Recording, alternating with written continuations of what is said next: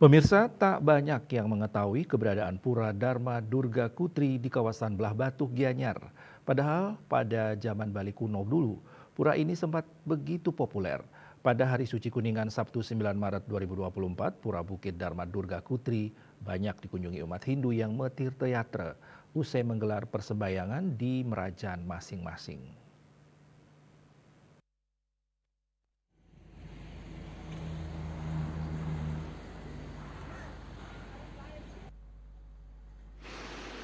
Selama galungan Ide Betara Durga Kutri nyejar hingga Mesinep pada Hari Suci Kuningan.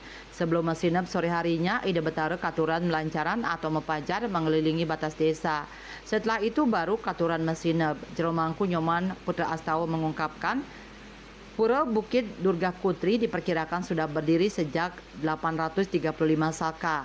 Pada saat itu Bali diperintah oleh Raja Sri Kesari Warmadewa. Persembahyangan di pura ini dimulai di Burloka, yakni di Pelinggi, Pohon Beringin, dan Ratu Gede. Lanjut di Buah Loka, di Madya Mandala, dan di Pelinggi Siwa, di Swaloka, di Puncak Bukit, sedangkan Piodalan jatuh pada tiap purnama kase. Selama galungan kuningan ini antusias umat ike ampun benten lah, artinya kesadaran umat ampun tetap ike memargi setiap tahun ya, setiap 6 bulan ampun margi ike ampun ada orang semapang bakti ring siswana ite semua. Lokasi pura ini cukup mudah dicapai, berada di lingkungan Banjar Kutri, Buruan di samping jalan utama menuju Belah Batu Gianyar, atau sekitar 300 meter utara patung Kapten Dipta. Pura ini terlihat dari luar seperti pura-pura di Bali pada umumnya.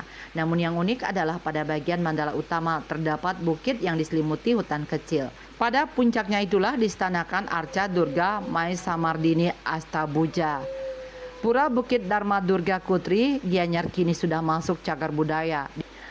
Di atas pura ditemukan tanaman langka yang disebut tanaman manusia karena jika kulitnya digores akan mengeluarkan getah merah yang sama dengan darah manusia. Swece Bali TV.